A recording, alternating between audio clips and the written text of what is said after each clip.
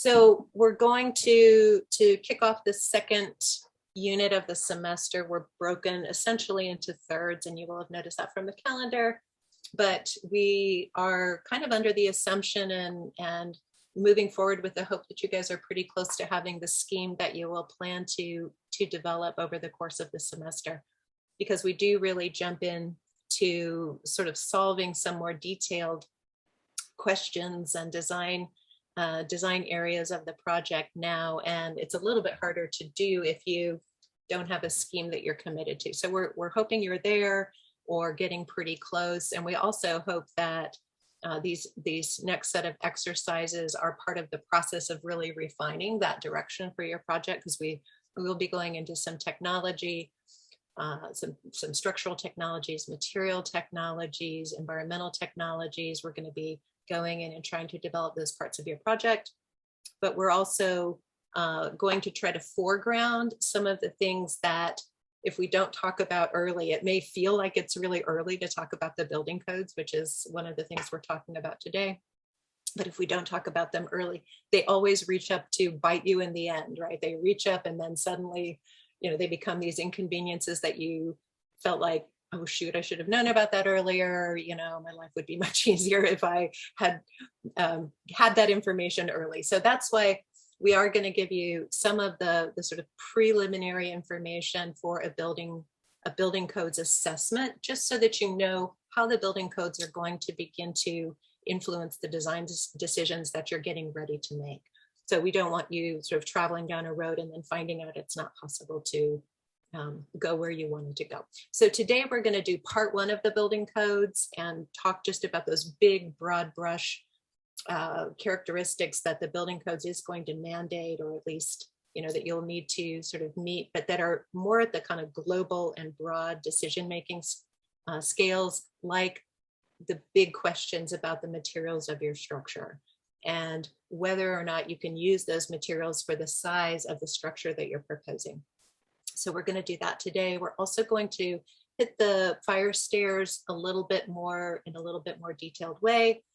I'm going to use two videos that we made last year. They're not long. One of them is 7 minutes. I'm going to do that kind of in the middle. And then there's the longer one is the fire stairs video, but I do feel like it has a lot of important variations that are possibilities. So it'll give you some of the basic information about the fire stairs, but it will also then go in and look for some of those variables that might be useful to you.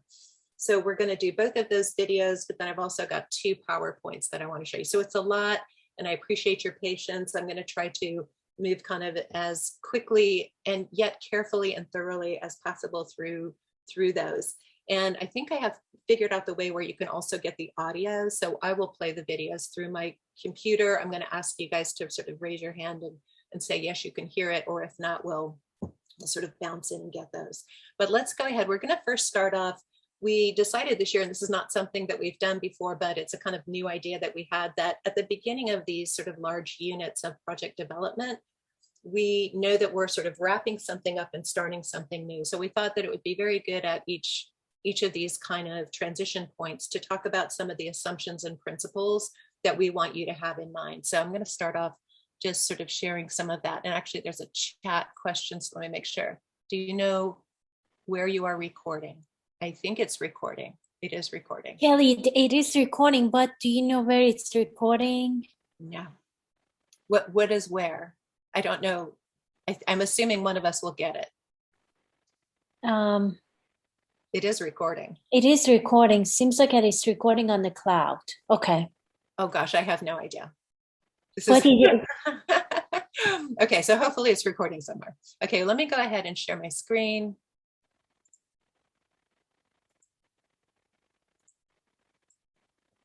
Okay, can you guys, Anna, if you'll nod, do you see a big one or a little one?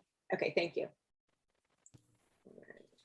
Okay, so assumptions and principles going into the second third of this semester. So part of these I'm taking from kind of what we saw on the boards last week in the review, and some of the challenges that you guys are recognizing through your site analysis, through your program and precedent analysis, and also through your bioclimatic design. So just kind of hitting hard on those that we see you guys struggling and recognizing these things, and we just really want to hit home that we also we recognize them too. So the first, and maybe the kind of large elephant in the room, which can be very difficult to deal with, is Charlotte's grid. Charlotte's grid not being oriented on a north-south axis, and that we recognize even when we're looking at the grid and we look at the patterns of development, that at the time when these buildings were built, that the economic pressures of filling up the lots and orienting themselves toward the streets was a far greater priority than the priority of having an optimum orientation relative to solar energy and solar availability. So when we look at Charlotte as a kind of context, we don't see a lot of attention to that that aim or that effort to sort of deal with the distinctions between north, south, east, and west as potential sources for energy. So we recognize that that is in fact a challenge. The grid is inconvenient, but we still really want you guys to be thinking in terms of net zero and climate and carbon reduction, in terms of the solar availability as well as the solar control. So if we look at any one of these buildings, they're essentially facing slightly, their longer axes tend to be, if they're sort of using one longitudinal direction, their axes are sort of southeast. If they're using another, they're sort of southwest, but none of them is really using that sort of control of the solar availability by facing south. So we recognize that that's an issue in the Charlotte grid, but we still want you sort of paying attention to that.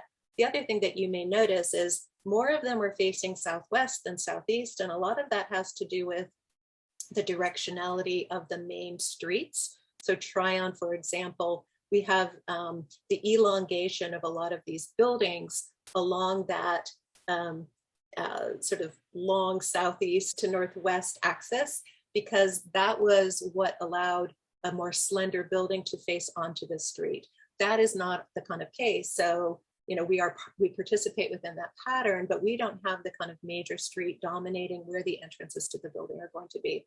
So you can think in a different way about the possibility of that orientation, that southerly orientation, but also an elongated profile maybe for your podiums, or sort of other solutions that address where we are entering on the site, because it could be either of those two side streets, it could be from the blue line. So you really have a little bit different prospect than if we were looking for the patterns that exist in Charlotte along the major streets. And we do want you to be paying attention to that solar control.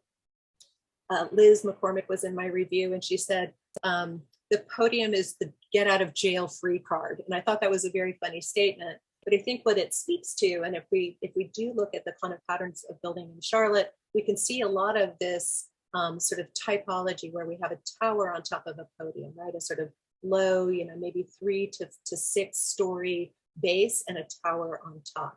And it's the podium that we might be able to sort of do some of that negotiation between this difficult grid, right? This kind of rotated 45-degree grid where we could do some urban negotiation without sacrificing some of the solar availability that we want from the southerly orientation.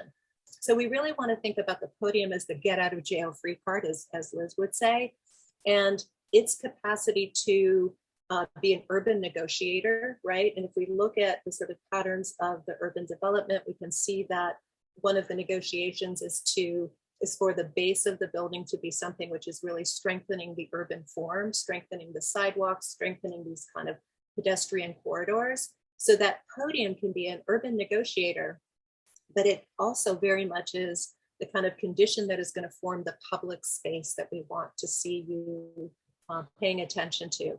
And it's also the piece then that has to sort of relate to the tower. So there's kind of a lot of things that can happen by splitting the building or the sort of project into two pieces, a tower and a podium, and the podium really dealing with things at the base, and the tower may be dealing with questions of view, but also solar access. So, item 1, we recognize the difficulty of the grid, and that's one of the challenges for you. Item 2, grass is the exception. And we always kind of start out at the beginning before we really know what's going on site. And it seems like we get sort of grassy sites, and grassy sites are absolutely not part of the urban fabric. There are very few kind of grassy sites in the city. They are our parks.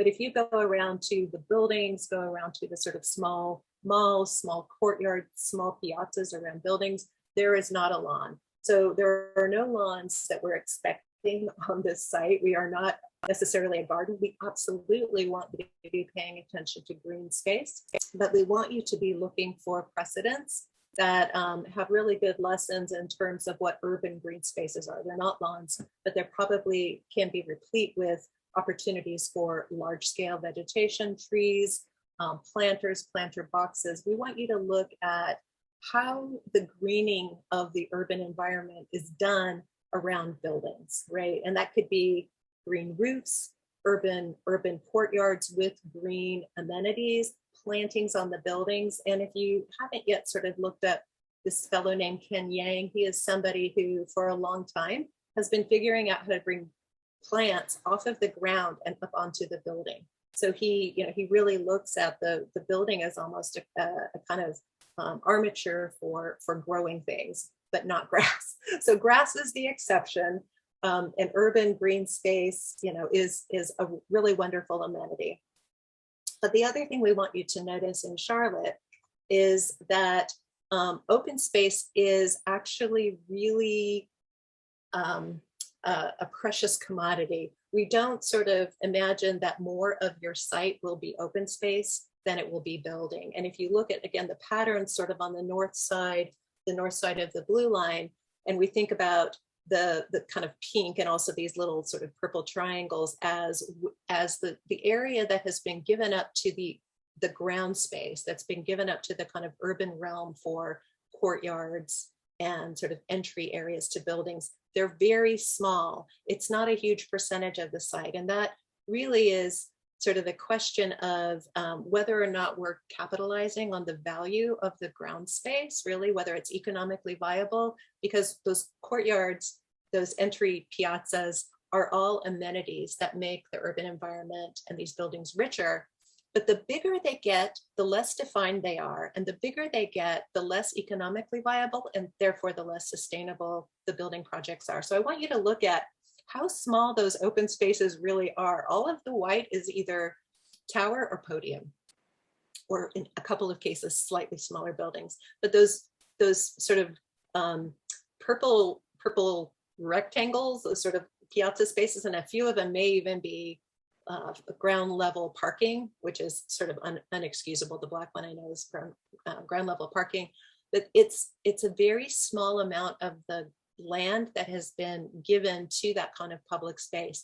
And when you went on your walks, you will have noticed that even a small area is incredibly impactful. You don't need a huge amount of open space to have a very impactful urban area that can support your building. And I do definitely recommend taking another walk through Uptown and really trying to sort of sense the scale relative to these plans and how big we see these spaces are, relative to that, and the experience you have while walking through the space. How big is that space actually? These are very effective and not very huge spaces. So we really want you to think about the value of the land and not assume that a lot of it is open space. It's not really meant to be kind of the big leftover area after you do a brilliant tower and podium. So we want, again, the get out of jail free card for those public podiums to be the shapers of these urban spaces, but they also have the job of kind of finding the way of supporting the street life in cities. That kind of reinforcement of the sidewalk really makes cities more walkable. And so the podium needs to relate to the street while creating the public space. And we also want you to think about how that podium or how that kind of base condition, if it may not be a single podium, it may be a sort of collection of things, but how that base actually really changes the nature of entry and use of the site. So where are we accessing the site? Again, that earlier diagram where all of the buildings are sort of accessed off the main street. If we think about that, then our two main streets are really those side streets, but we also have the blue line, and possibly we have the corners if we're actually sort of walking toward the site on these side streets, maybe from the arena. We may sort of have corners as spaces of entry and access. So we really want you guys to begin to think, where are people coming from? And not necessarily to take just abstract cues from the formal order of the environment, but where would people really be walking? Where are those entrances to the podium, and how does the podium help shape the kind of public space?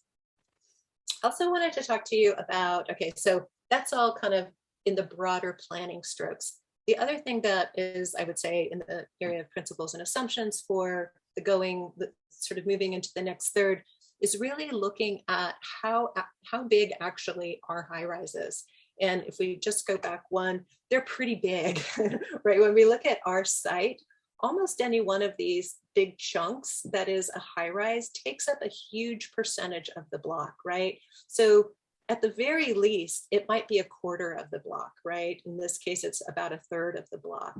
These cases, it looks like sort of almost a third and a half, but they are large. They're not little tiny buildings. And if we look down in this area of the context for the size of buildings, we're not looking at the right buildings. We're looking at this low scale development prior to the kind of value and economics of the current condition of uptown. These are housing, they also don't apply. So your building is a bigger thing. In almost all cases within our section, the buildings needed to get bigger. They needed to get a larger floor plate. So I wanted to sort of show you this. This is a diagram where we're talking about some of the pressures. And again, this is a very neutral floor plate, right? It's a rectangle. It's got really good proportions. This one is 240 by 120. And, but when we are thinking about the efficiency of the high rise, we're definitely looking at the relationship between the overall and the core.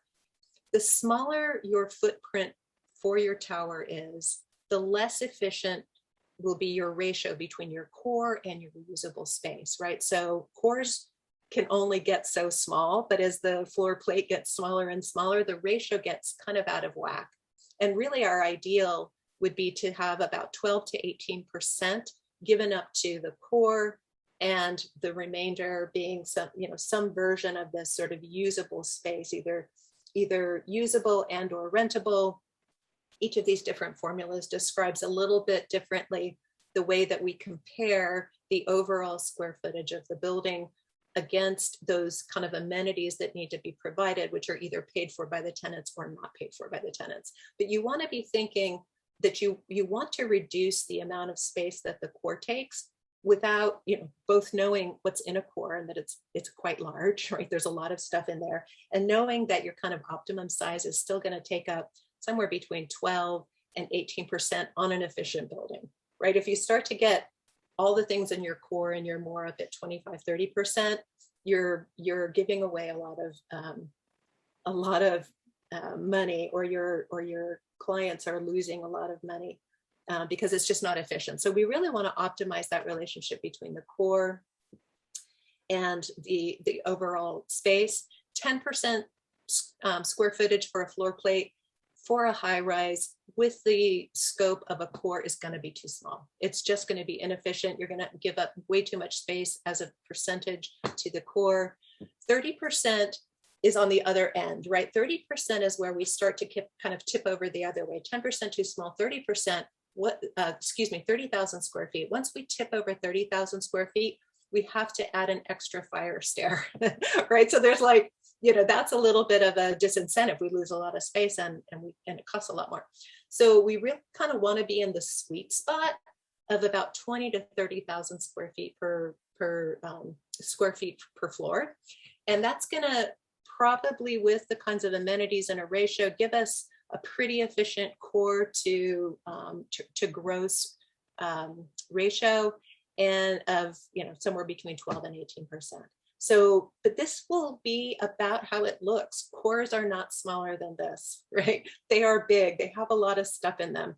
And the other thing that you're going to want to kind of keep an eye on, so that 30,000 square foot floor plate is sort of a number that you kind of want to stay under. You'll also probably want to stay under 420 feet tall, because there we also get an extra fire stair. So, we're kind of finding these sweet spots of the building from the efficiency standpoint at a certain height and also a certain area. How many elevators are you going to need? Rules of thumb are a little bit difficult. There are whole companies who do this elevator engineering for buildings, but you kind of want a rule of thumb, right? You want some kind of baseline to look at. And the rules of thumb might be one elevator for every 2 to 2.5 floors, right? So if you had a 30-floor building, which is going to be taller than 420, you'd have 12 to 15 elevators. It's quite a lot of elevators, right? Or if you had one elevator for every 45 to 50,000 square feet of usable space, so you would take the core out of there, you would have about, say for a 500,000 square foot building, you'd have 10 to 11 elevators. We're not talking about a lot less than this for this size building. And you may have different sizes right now. So I'm not kind of giving you an absolute number, but if you're around 30 stories, you're likely to be in this close to this number, 12, somewhere between 12 and 15 elevators and a service elevator. So lots of elevators. So this core is not an exaggeration. These things are pretty large. And I want you to remember all the things that are in the core, the fire stairs, the potentially, right, unless your fire stairs are dislocated from there and more on the periphery, your elevators, your bathrooms, electrical, mechanical, service, and janitorial space. So go through, remind yourself through those sort of core comparisons that you did with your precedents. And you might even use this as just a sort of rule of thumb. It's a really tight core. It's a pretty efficient core, and may be helpful to you. So part of what we're also looking for, the proportions of this building are about 2 to 1, right? 240 approximately, 120 in the deep direction. And the reason has a lot to do with the configuration of the core, but also the orientation and the desire to really have optimized the balance between daylighting and usability. So for daylighting, we've got that 2 to 1 ratio of glass to sort of interior light penetration. And it can sort of fade a little bit further than that. But, say that we imagine that we had 20 feet of really sort of substantial daylight area right around the perimeter of the building. 20 feet is not going to be optimized for office uses. It's not as leasable, it's not as flexible. And so we really are going to have to kind of like find those sweet spots again between what is usable and how much daylighting I can get through by configuring the proportion of my tower in both a smartly oriented way, as well as a sort of proportion, a sort of narrow proportion that allows daylight to penetrate in from the edges. So you're going to have to kind of look at those balances between usability and daylight access. And I would say daylight access, 20 feet easy, but not very usable as an office. 45 feet is pretty good for an office, but we're going to sort of have a drop off in the daylight availability toward the interior, toward the core. You will need less toward the core, but I just want you to sort of keep in mind those kind of ballparks as you're refining, that you really are trying to tie it to multiple criteria for success.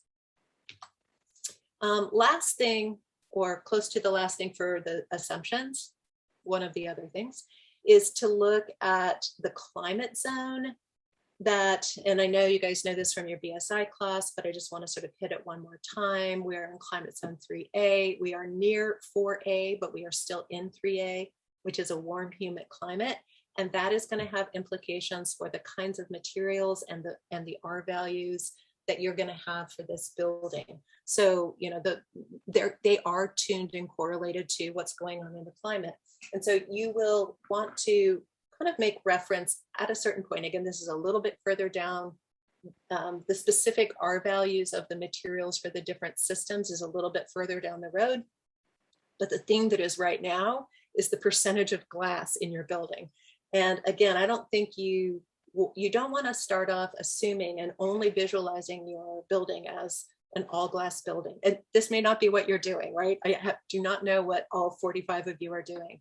But I think if you're assuming that you can have an all glass building, it's not going to work out very well. And if we start off, there's sort of two ways that you can begin to determine how much glass you can have in a building and still meet the kind of energy models that are necessary. And this is not for high performance buildings. These are for sort of standard buildings. So we can either look at the prescriptive path that's set out by ASHRAE, which says that for our 3A warm, humid climate, vertical fenestrations, right, vertical windows on a high-rise commercial building is going to be somewhere between 0 and 40% of the wall. That means 60 to the rest percent is not going to be glass if we use the prescriptive method, right? So if, again, prescriptively, we know we can meet the code by using 40% glass and not more. But probably, probably your goal may be that you don't necessarily just want to follow a routine formula, that you have a kind of different ambition, which might include more glass and might actually allow that glass to be part of a more efficient system. So you can use what's called a performance path. Prescriptive path, they tell you the number. Performance path, you're going to do analysis on your building, and you're going to see if by using extra glass, you can improve the performance of your building. And that could definitely be things like bringing additional daylighting in, which reduces our energy bills, which offsets the kind of reduced R value that we have when using glass. But that's kind of what it's based on. Glass is going to have a very low R value, a low resistance to thermal transfer. And so all of the kind of heating and cooling we do on the inside is more susceptible to being lost through the envelope, the more glass we have. So that's where these R values come from, making sure that we have a sort of resistance which keeps us very efficient with the energy that we are producing, or the kind of heating and cooling that we're doing on the interior. But I'm going to encourage you, first of all, as you start off with this prescriptive path, to be thinking about a scheme in which is not dependent on 100% glass, right? So both formally and, obviously in terms of its energy. But we are also going to be expecting that through BSI, you're going to be doing some performance analysis and increasing the performance with that sort of ratio of glass, or maybe even sort of improving the ratio, the amount of glass that you can have, because you can perform better. Okay, other principles and assumptions, we're principling and assumpting that you will have probably your parking underground. Some of you may be going a different direction. When you took your walks, you did see other models. You saw some models where the podium of the building was actually a parking deck, or possibly even the interior of the podium was parking, sort of surrounded by urban storefront, right? You saw different kinds of models, but we want you to have a strategy. There is not a scheme that doesn't have parking. So you need to think about where that is. And I did want to sort of suggest to you that many times, often, we are going to want to park underground, where daylighting and access to fresh air, obviously, is as less of a premium than in our occupiable spaces. So I just went and sort of grabbed some high-rise building sections off of the internet, and the large majority of them have the parking below grade. We want you to think about that as a possibility if you're not adopting a different strategy, but you need to think about where the parking is. The trick of the parking, and where we want you to think about this on our site, is how do you get in and move down, right? Because I know a lot of you have ambitions for public space, and cars, running on ramps is not sort of great public space. So we want you to think about where is optimized to make that move to the underground realm, and think very much about how much topographic change we have in those streets. Our streets run down to go under the blue line, and when a car is on, sort of running down and going under the blue line, that is the lowest that car is going to be on an adjacent road. So it's probably a pretty good idea to think about that as the possible entrance to a parking deck, which is below grade. So be thinking about that. We want to have access for cars to the parking, but we also want to be thinking about building service. How are things brought, how are sort of deliveries handled to this building? How is trash picked up in this building? And so all of that is going to be part of this sort of system for cars that is part of your building. And then public space. This is another kind of one. So we sort of zoned out where the parts of the building are. But now that you're really thinking about, with your scheme, we want you to be beginning to think about how the pedestrian interfaces with that podium level. And I think there's sort of like two diametric, but not necessarily totally exclusive strategies. And one of them I would call the urban storefront. So the urban storefront I would describe as maybe something where we're walking along the street and we encounter shops that we enter directly from the street. So I would say that's probably more like the bottom one, right? So it kind of adds to the health and the vibrancy of the streets themselves and is not at all uh, exclusive of creating really powerful architecture. I like this a lot because it's still exterior space, but it is architecturally defined. So one model would be that we're on the street and we access buildings, you know, stores, restaurants, whatever your kind of public amenities are from the street itself. The second one, which is actually on the top, might be more like a mall scenario, right? That you enter into the podium and you're in a fantastic space. Like I brought this one because I thought that's a pretty good space. It's really interesting. You know, you have one of the reasons I sort of like this approach is that you really are dealing with an interior architectural space of a different scale than the rest of this project is likely to have. So it's a great opportunity to really look at large volumes of space. And almost every other review, we sort of get told that our public spaces are too large. Well, in the mall, I don't know how much you have to do to be too large, but you can sort of really work with these monumental scale spaces. But I like both of these scenarios when I think about it in terms of these types of images. So, you know, principles and assumptions, there's a lot of things that are already floating and a lot of things you're already confronting, but these are some of the ones that we saw coming up in the reviews. And so that is that.